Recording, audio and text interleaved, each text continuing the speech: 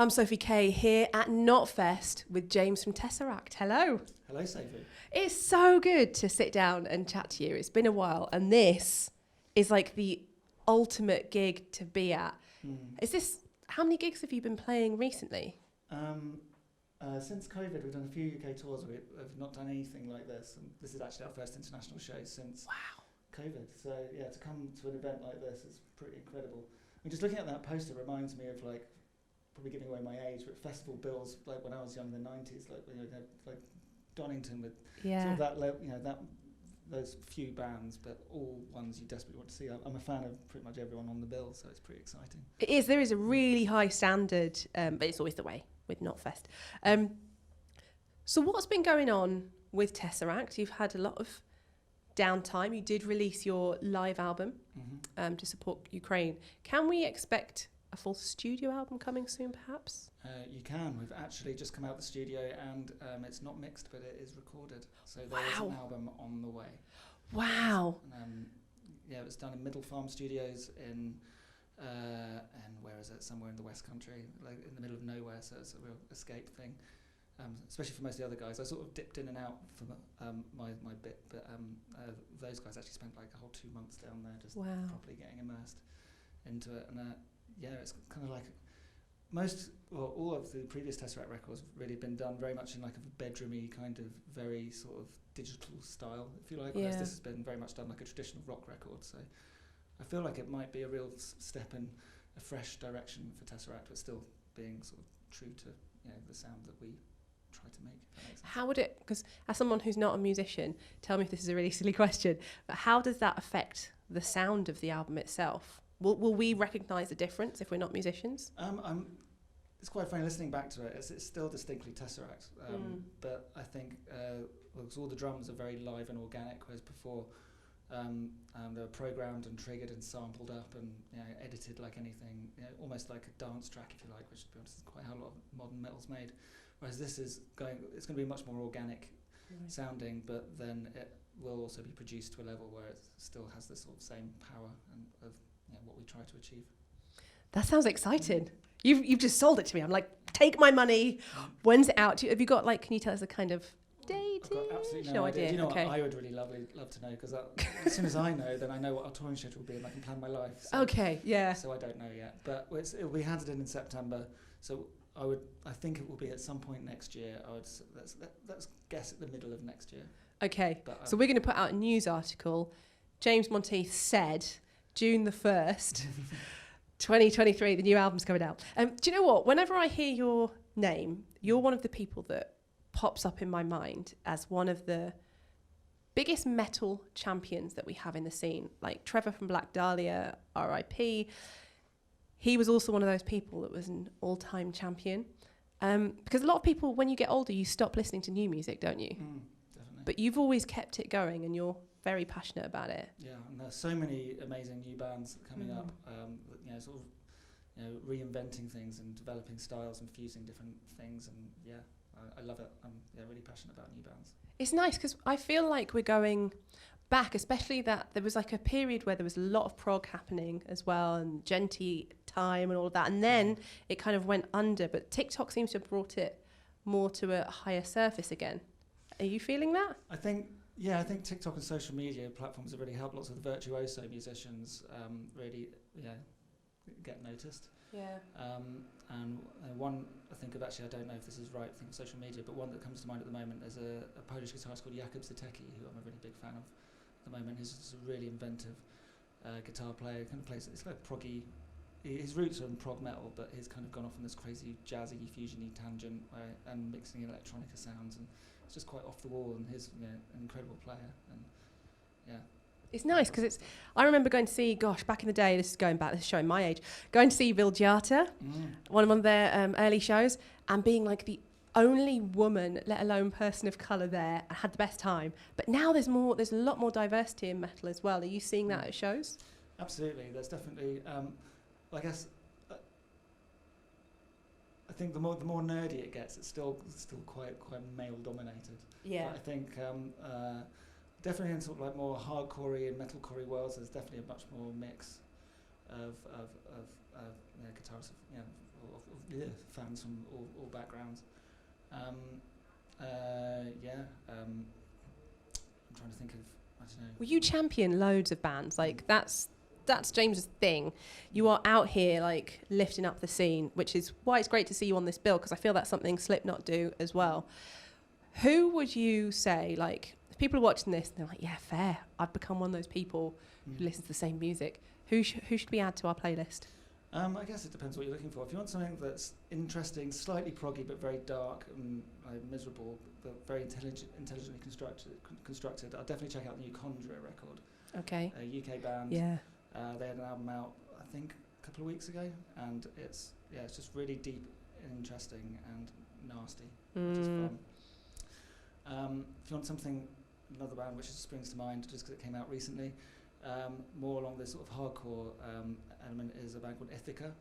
And they've got fantastic songwriting. Their vocalist Mills is an absolute force on stage. She's a huge personality, and she's one of those people that when I first saw her live, I found her quite intimidating.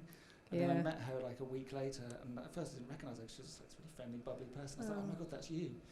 And I think it's a real talent to have that stage persona where you really become somebody bigger, larger than life, and then off stage, just a really sweet person. I remember that with Code Orange. First time I saw them, I was terrified.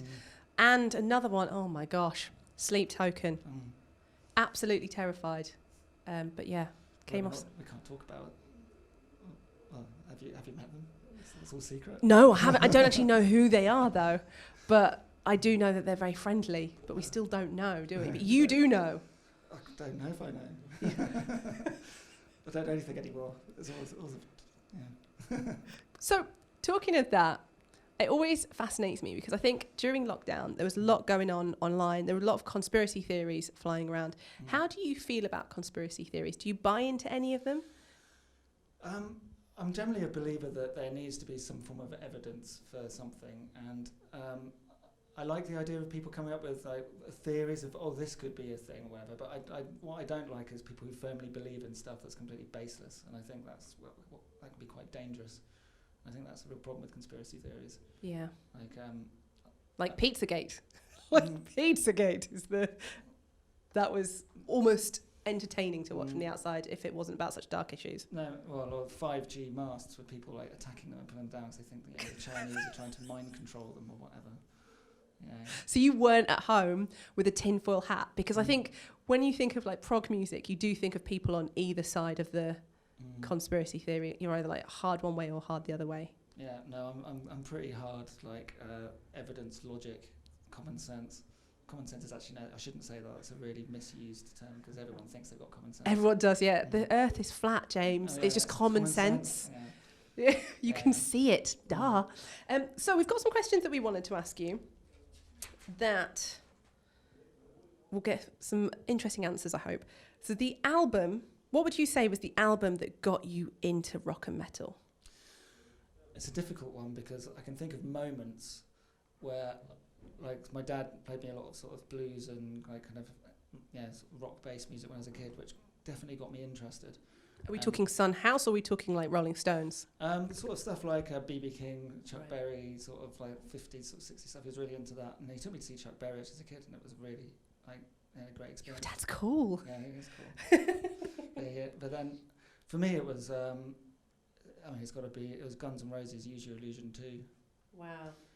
I just remember just hearing that guitar tone, hearing those songs. Like, it was the most exciting thing I've ever heard, and I was absolutely hooked. Is that what made you pick up a guitar? It's what made me want to start learning, properly. Like, basically sitting in my room, trying to play by my knees, because that's what Slash did. Then I learned that it's really hard. Have you seen Slash's Instagram? This is the curveball, but have you seen it? Probably not. If you haven't, have a look at Slash's Instagram. It's the most weird, random thing in the world. Like, cartoon characters naked walking around. It's just weird. It's bizarre. Slash is interesting. Well, he's Slash. He can do what he wants. He can do exactly what he wants. Okay, so the next question I've got for you. Is there anything that you're really passionate about that people wouldn't expect you to be passionate about? I really like to eat cheese. I'm a big fan of cheese. I like to discover cheese. I like to find new cheeses. I like stinky cheese. I like cheese that most people find quite offensive. Like what kind of cheese? There are various blue cheeses. You could go down a rabbit hole of blue cheese. Yeah, I don't know. But I mean, if it's like a supermarket, it's kind of like blue cheese day, you'd go for like, like a Roquefort or like a Santagur. Yeah, just eat that on the tube, offend everybody around you. I don't do that. Please tell me you're like, I could just imagine you there with a little napkin and your glass of red. And a little on the tube, on the tube having some cheese. Okay, cheese, good one. I like it. It makes me think of Strapping Young Lad. Do you remember? Because didn't they used to throw cheese out into the crowd? They did. They went through a phase where they were throwing cheese. Maybe we should bring that back. Yeah, That sounds like a. that could be your thing. Like I'm going to do it. that could be your stinky blue cheese. Stinky blue cheese. Next Tesseract show, watch out. Unless you like it, then. What's the weirdest place you've been recognised? Well, the most amusing and unexpected place was I went to Chessington World of Adventures, a theme park. Wow, and that's like a kiddie theme park as well, isn't it? Yeah. And I was there with my kids, and I got recognised by one of the staff in the queue, and they sort of came up to me, and I thought I was in trouble. This guy just walked up to me and was like, "Are you James from Tesseract?" I was like, "Oh." I was like, and he sort of got excited and asked for my autograph, and then I asked if we could get him for free, and he said no. So that was disappointing. You got to try though. Yeah. To be fair, he probably didn't have the power to do it. So what would you say is your most ridiculous purchase that you've ever bought? I have this mechanical bottle opener, which opens wine bottles where you just put the top on and it removes the cork for you, effort-free. Wow. And it's completely pointless, and it broke, and I bought another one because I didn't like it. But there's just something amazingly lazy about just having this thing that goes and takes it out. Yeah. So I love that. That's you're really fancy. Lazy is probably the correct word. Well, thank you so much, James, for chatting to us here at KNOTFEST. No worries. Thanks for having me. See you next time. Cheers.